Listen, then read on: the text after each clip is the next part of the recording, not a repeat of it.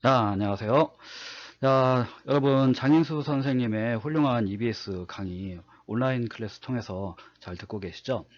거기 보시면은 14페이지 5번 문제를 보시면은 문제가 이제 그 힙의 평형과 토크의 평형을 다 이용할 수 있는 문제인데, 수능 특강 강의에서 그 수능 문제겠죠? 수능 모의고사 문제에서 토크의 평형을 이용하는 부분이 문제에 반영이 안 되어 있는 것 같습니다. 그래서 그 부분을 한번 적용을 해서 문제를 확장을 시켜봤어요.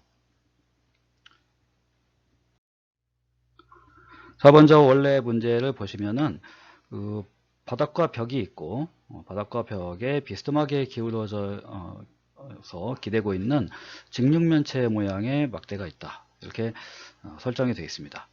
그래서 그 문제에서 주기를 벽이 막대를 미는 힘을 F1이라 하자 그랬죠. 그런데 여기서 잘 보시면은 마찰이 없는 벽이다 그랬습니다. 마찰이 없는 벽. 원래 마찰이 만약에 있는 일반적인 벽이라고 한다면은 그 벽이 막대를 미는 힘이 수직이 아니고 비스듬하게 이렇게 작용을 할 수가 있죠. 그 힘은 사실은 두 방향 성분이 합해진 것인데, 이렇게 벽에 나란한 방향의 마찰력과 벽의 수직으로 작용하는 그런 수직항력의 합성으로서 이렇게 비스듬하게 작용한다고 볼 수가 있습니다. 근데 여기서는 이 마찰이 없는 벽이라고 했기 때문에 이 수직 성분이 0이고, 따라서 힘은 벽의 수직항력만 있게 되는 것이죠. 그래서 F1은 벽의 수직으로 작용하는 힘이다, 이렇게 볼 수가 있습니다. 그리고 또 물론 벽과 바닥이 이렇게 수직으로 설치되어 있다는 점도 눈여겨봐야 되겠죠. 그리고 자, 이제 두 번째로 바닥이 막대를 수평으로 미는 힘이 있다고 했는데, 이 힘을 이제 F2라고 했습니다. 그리고 바닥이 막대를 수직으로 미는 힘, 이것이 F3이죠. F3죠. F2의 경우에는 바닥과 나란하다고 했으니까 마찰력에 해당이 되겠고, F3는 바닥이 막대를 떠받치는 수직항력에 해당이 된다고 볼 수가 있겠습니다. 그리고 여기서 이제 문제에서 주지 않은 또 하나의 힘이 있죠. 바로 지구가 막대를 잡아당기는 힘, 혹은 막대의 무게, FG라고 표현을 하겠습니다. 문제는 없지만 G는 이제 뭐 중력, 자,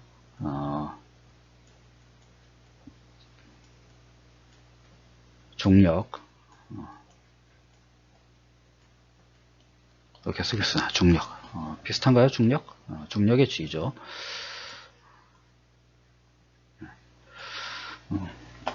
여기서 여러분들이 이제 주의를 하셔야 될 게 하나 있는데, 많은 학생들이 오해를 하는 부분이기도 합니다. 여러분들 보시면은 이 바닥이 막대를 미는 힘이 이 막대의 방향과 같다고, 이렇게 항상 이렇게 같은 것이다 라고 단정하고 생각하는 학생들이 간혹 있습니다. 이거 굉장히 주의해야 될 점이죠. 이것은 막대에 작용하는 힘이 막대 방향이다, 이런 보장은 전혀 없습니다. 줄 같은 경우에는 물체에 이렇게 줄이 매달려서 물체를 끌어당긴다, 그랬을 때는 줄의 경우에는 줄이 뻗어 있는 방향 외에 다른 방향으로 힘을 줄 수 있는 방향이 없어요. 그래서 항상 줄의 방향과 같다, 이렇게 놓을 수 있지만, 막대의 경우에는 딱딱한 고체죠. 막대를 가지고 여러분이 비스듬하게 벽을 누를 수도 있고, 그렇지 않을 수도 있습니다.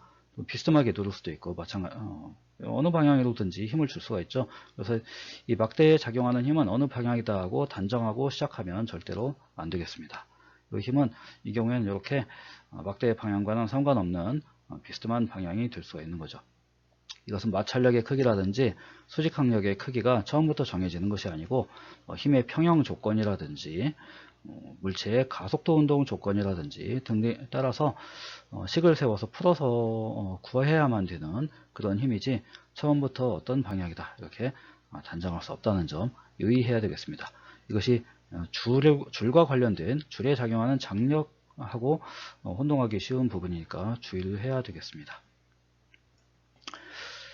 자, 그렇게 놓고 이제 문제를 하나씩 차근차근 뜯어보도록 하겠습니다.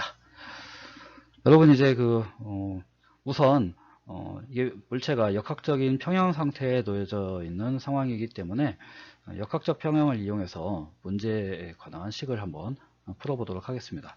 먼저 힘들을 이렇게 벡터로 바꿔서 표현을 해봤습니다. 벡터로 바꿔서 표현해 보면은 힘의 평형 조건은 이 힘들의 합, 즉 알짜 힘이 0이 된다 라고 하는 것이 힘의 평형 조건이죠.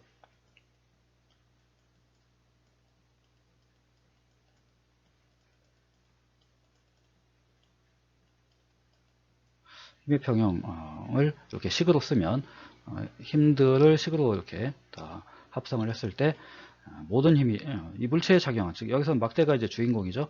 주인공인 막대에 작용하는 모든 힘들을 찾아서 그 힘들을 다 더했을 때 0이 된다. 0벡터인데 사실 화살표 빼먹었네요. 힘 벡터로 더했으니까 그 결과도 벡터인 0벡터로 이렇게 표현을 했습니다.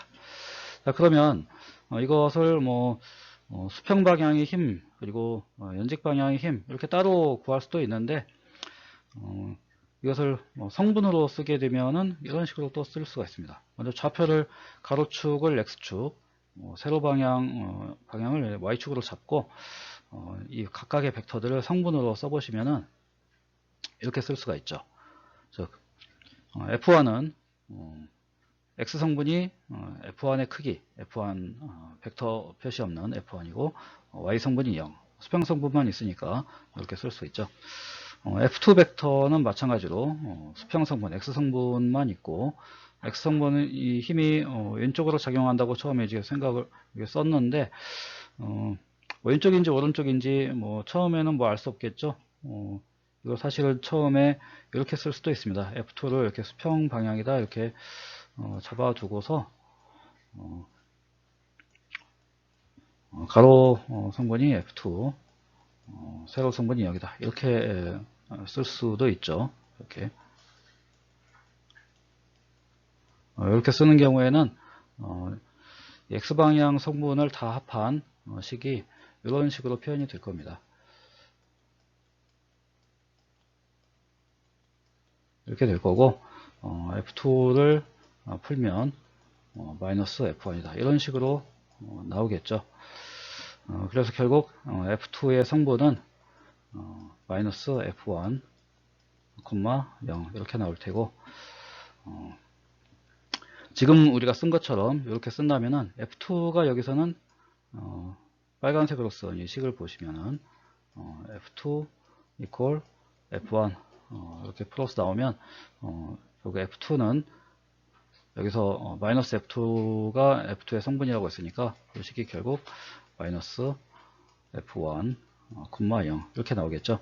그래서 처음에 여러분이 벡터의 방향을 문제에서 주어지지 않았을 때는 적당히 여러분이 생각하는 방향대로 이 방향으로 나오지 않을까 생각해서 이렇게 잡으셔도 됩니다. 그렇지 않고 전혀 모르겠다 싶을 때는 그냥 플러스 X축 방향으로 잡아놓고 그 성분을 모른다고 두고서 나중에 식을 풀어서 이렇게 구해서 음수가 되는지 양수가 되는지 구하시면 되고, 그렇지 않고 F1이 오른쪽으로 작용하고 F2는 나머지 F1을 제외한 유일하게 수평 방향으로 작용하는 힘이니까 F1과 평형을 이루려면 F1과 반대 방향이 되겠구나 이렇게 짐작을 해서 미리 이렇게 잡아놓고 그러면 성분이 마이너스 F2, 0이 되겠구나 이렇게 써서 풀어도 결국 결과는 마찬가지가 나옵니다.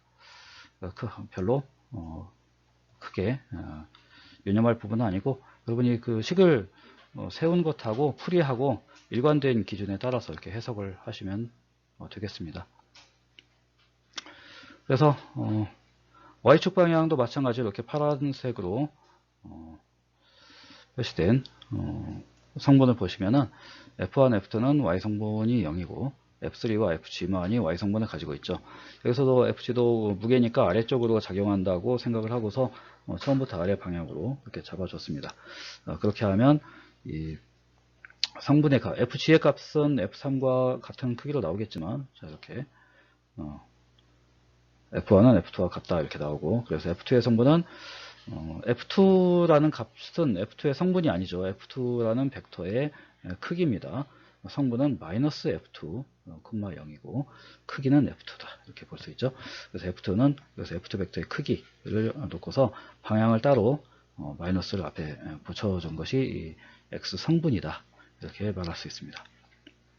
그래서 아까 그 주어진 식들을 풀면 각각 F1은 F2와 같고 F3와 F3 같다. 이런 결론이 나오는데 여기서 주의하실 것은 F3는 FG라는 어떤 물체의 무게로 바로 나오는 반면에 F1과 F2의 크기는 아직 이 식들만을 가지고는 구할 수 없는 상태입니다.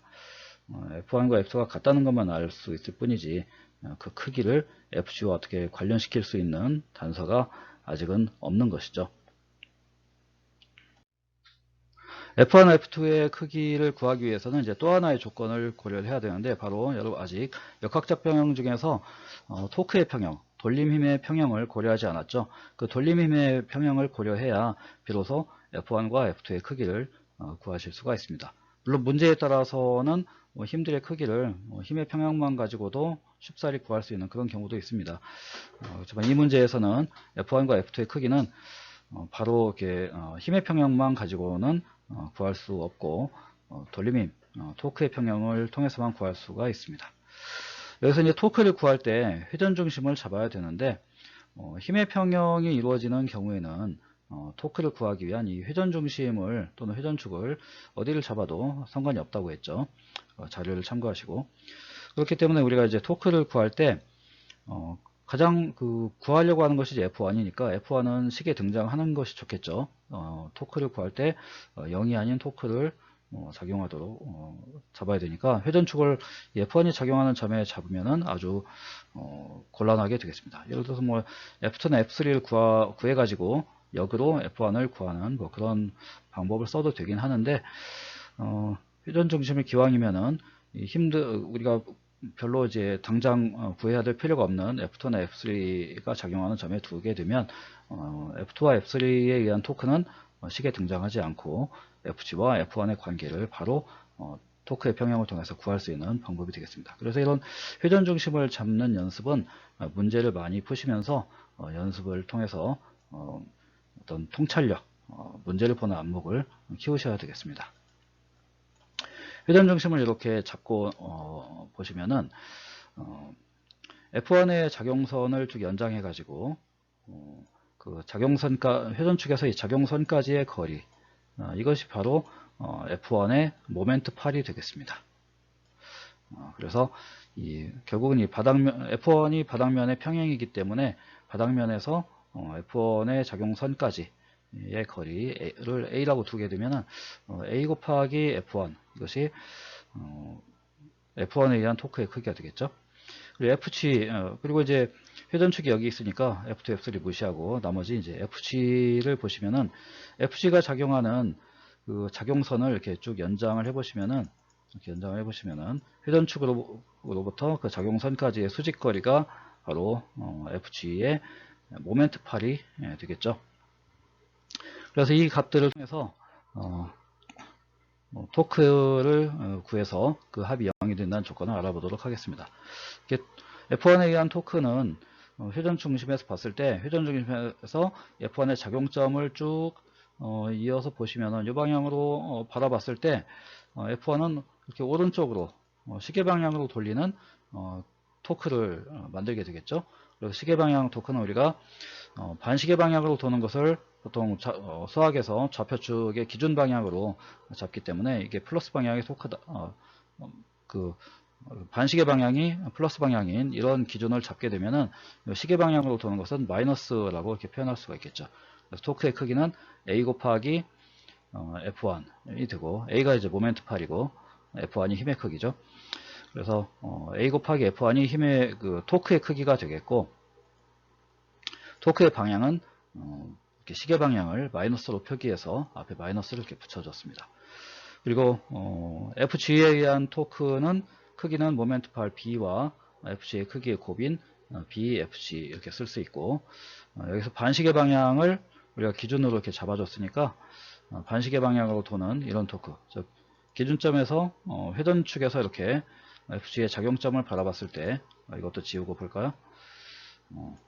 작용점을 바라봤을 때 FC는 왼쪽으로 작용하는 힘이라는 걸 알 수 있습니다. 그래서 왼쪽으로 돌리는, 즉 반시계 방향으로 돌리는 이런 회전 효과를 주는 힘이기 때문에, 토크이기 때문에 플러스 부호를 가지는 토크다.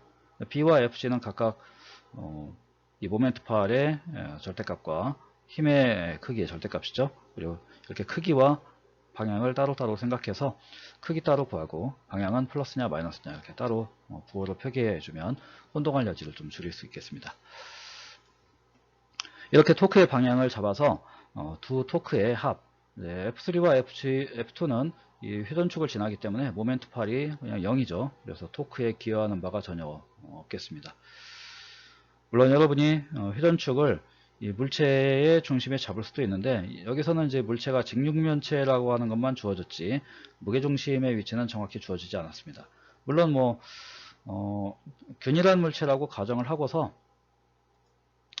이 무게중심이 막대의 중심에 있다, 이렇게 가정하고 푼 학생들도 많이 있겠습니다만은, 뭐 그렇게 해도 어차피 중심축을 어디에 잡아도 상관이 없기 때문에 그냥 막대의 중간 지점이다 이렇게 잡아도 문제는 없습니다. 다만 뭐랄까, 그렇게 보면 이제 그 FC의 위치가 달라지게 되면 토크의 효과가 달라지기 때문에 단정하는 것은 조금 위험하다고 볼 수가 있죠. 양 끝에서만 힘이 작용하는 경우에는 상관없는데, 이 무게중심이 어디에 있냐에 따라서 FC가 작용하는 위치가 다르고 위치에 따라서 토크가 달라질 수 있기 때문에 함부로 그걸 단정할 수는 없겠습니다. 다만 이제 물체의 무게중심이 어딘가에 있으면 회전축에서부터의 거리는 물체가 옆으로 기울더라도 일정하다 이렇게 놓을 수 있겠죠. 자, 어쨌든 간에 F2와 F3에 의한 토크가 나타나지 않도록 이렇게 회전 중심을 설정을 해주고서 식을 써보면 토크1과 F1에 의한 토크를 타우1, 그리고 FG에 의한 토크를 타우G라고 써주면 타우1과 타우G의 합은 0이다 이렇게 쓸 수가 있습니다. 여기서 여러분이 의아하게 생각하실 수가 있습니다. 타우1과 타우G를 빼야 되는 것 아닌가요? 이렇게 생각하실 수 있죠. 네, 타우G와 타우G의 크기만 생각했을 때는 서로 반대 방향이니까 빼야 된다. 서로 반대 방향이다. 서로 반대 방향 토크가 같다. 이렇게 놔야 되는 거 아니냐. 이렇게 보실 수 있습니다. 이것은 이제 그 토크의 크기로 봤을 때고, 여기서는 저는 여기서 이제 타우1을 일종의 성분을 가지는, 토크도 사실은 3차원상에 우리가 지금 설정한 XY 평면의 수직인 벡터로 표현이 되는 양인데, 그렇게 봐서 벡터의 성분이다 이렇게 표현할 수도 있는 것이고, 아니면 이렇게 어느 방향 벡터라는 것을 이렇게 타우1의 안에 그 값에 부호로 줬기 때문에 그냥 어떤 성분 값을 더했을 때, 토크의 모든 성분 값을 더했을 때 0이 된다, 이렇게 표현한 것이라고 보시면 되겠습니다. 크기로 표현할 때는 이렇게 타우1, 타우G를 빼서 0이 된다 이렇게 쓸 수 있고,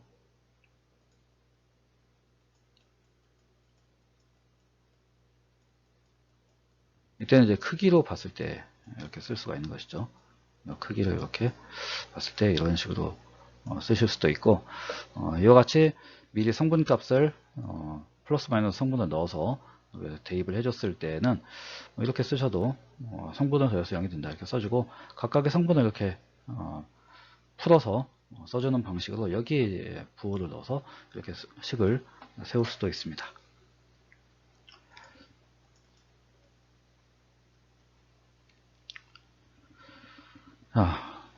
그래서 이 식을 이제 세운 이유가 F1의 크기를 구하기 위해서였죠. 그래서 F1에 대해서 이 식을 차근차근 이제 정리를 해봅시다. 양변에 마이너스를 곱해서 마이너스 BFC를 이항한다든지, 아니면 마이너스 AF1을 이항해서 순서를 바꿔서 이렇게 써준 다음에 F1에 대해서 풀면 F1은 A분의 B 곱하기 FG다 이렇게 쓸 수가 있겠죠. FG를 알고, 즉 물체의 무게를 알고, 막대가 벽에 기대 있을 때 바닥에서부터 벽에 기댄 점까지의 높이, 그리고 벽에서부터 바닥에 닿은 점까지가 아니고 이 무게중심에서 B까지 바닥에 닿은 점까지의 거리, 무게중심에서부터 바닥에 닿은 점까지의 거리를 B라고 한다면은 이렇게 F1은 A분의 B 곱하기 FG다. 이렇게 쓰실 수가 있겠습니다. 그러면 이 세 가지 값을 알면 물체의 무게와 A와 B를 측정하면은 F1의 값을 알 수 있는 그런 식이 되겠죠. 그래서 여러분이 문제를 풀 때 미지수가 뭔지를 알고 미지수가 여기서 F1이라는 걸 알고 있어야 되겠죠. F1에 대해서 미지수가 얘다. F1을 우리가 알려고 한다. 이런 목표를 가졌을 때 식을 F1을 중심으로 차곡차곡 정리를 해서 빠른 시간 내에 미지수가 한쪽에 이렇게 나오고 나머지는 이렇게 주어진 자료들만 나올 수 있도록 우변에는 모두 주어진 자료만으로 이루어진 이런 식으로 구했을 때 우리가 이것을 문자식으로 풀었다. 이렇게 얘기할 수가 있습니다. 이제 필요한 것은 이제 A와 B, FG의 값을 대입하면 F1의 값을 구할 수 있는 완전히 준비된 상태가 되는 것이죠. 숫자 값으로 푼 것은 아니지만 문자식으로는 다 풀었다고 볼 수가 있습니다. 앞에서 푼 것까지가 이제 F1을 구하기 위한 그런 조건인데 퀴즈에서 여러분에게 물어보기를 가와 나 상황에서 가는 이제 막대가 좀 더 높이 서 있는 상태고 나에서는 좀 더 눕혀져 있는 그런 상태로 주어져 있습니다. 이때 가와 나에서 각각 F1과 F2가 어느 쪽이 크냐 이것을 퀴즈로 여러분에게 제시를 했는데 F1의 식을 이제 들여다보시면은 F1의 식에서 가에서는 막대가 높이 기대져 있으니까 A 값이 크고 나에서는 A 값이 더 작아지게 되겠죠. 그래서 작아진 A 값을 A' 이렇게 써봤습니다. 그리고 막대가 누우면서 무게중심에서 이 바닥에 닿은 점까지의 거리는 막대가 뭐 딱딱한 물체라고 생각하면 그대로 일정할 테니까 기울어졌을 때 이제 B 값이 커져서 B' 이렇게 쓸 수 있겠죠. 그러면 이 식에서 A에 비해서 A' 값이 더 작아지고 B에 비해서 B'의 값이 더 커졌으니까 이 F1'이 F1보다 더 크다라고 하는 것을 볼 수가 있죠. 물론 여러분이 그 퀴즈를 풀어주신 걸 보면은 이 바닥과 이 막대가 이루는 각도를 어떤 사람은 A, B 이렇게 썼고 어떤 사람은 X, Y 뭐 이렇게 쓴다든지 여러 가지 표기법으로 썼는데 어떤 세타로 이렇게 쓸 수도 있겠죠. 각도를 세타로 표기를 한다고 하면은 이 막대 전체의 길이를 L 이렇게 쓰고 무게중심 센터 오브 매스니까 C 이렇게 써볼까요? 문자로서 이렇게 쓰면은 막대가 벽에 기대고 있는 그 벽에 기댄 점까지의 높이 A 값은 L 곱하기 사인 세타가 되겠죠. L 곱하기 사인 세타 이렇게 쓸 수 있고 B 값은 C 곱하기 코사인 세타다. 이렇게 쓸 수가 있을 겁니다. 그래서 F를 바꿔서 이렇게 쓰게 되면은 A는 L 곱하기 코사인 아니죠. 사인이죠. 있고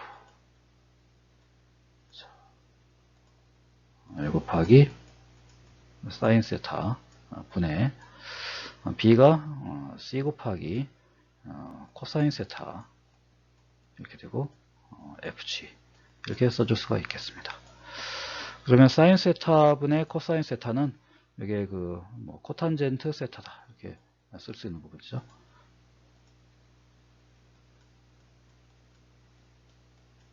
코탄젠트 세타 이렇게 써서 수식으로 푼 학생들도 상당수 있었습니다. 코탄젠트 함수는 0에서부터 세타가 2분의 파이까지 변하는 동안에 2분의 파이일 때 0이 되고 세타 여기 가로축이 세타겠죠. 세로축이 이제 y라고 하면 y 이퀄 코탄젠트 세타의 그래프는 탄젠트 함수와는 4분의 파이를 중심으로 이렇게 좌우 대칭인 이런 형태죠. 이런 식으로 가는 그런 함수입니다. 단조 감소 함수죠. 그래서 세타 값이 이렇게 작아지면 이쪽으로 올라가서 코탄젠트 값이 커지니까 F1'의 값이 커졌다. 이렇게 수학적으로 식을 이용해서 푼 학생들도 있었습니다. 물론 이것도 좋은 풀이라고 할 수 있습니다. 수식을 통해서 간결하게 크고 작음을 논란의 여지 없이 나타낼 수 있겠죠. 물론 이렇게 그냥 정성적으로 물체가 더 기울어져 내려왔으니까 높이는 낮아지고 무게중심과 바닥점과의 거리가 이렇게 커졌다. 이렇게 직관적으로 풀 수도 있는 문제인데, 수능 문제에 만약에 이런 식으로 나왔다면 수식을 가지고 수식을 구성하느라고 머리를 싸매는 것보다는 직관적인 풀이가 가능하면 그 방법을 쓰는 것도 좋은 방법이 되겠죠. 어느 방법이든 여러분들이 숙달을 해서 사용하시면 되겠습니다. 네, 수고하셨습니다. 여기까지 들어주셔서 감사합니다.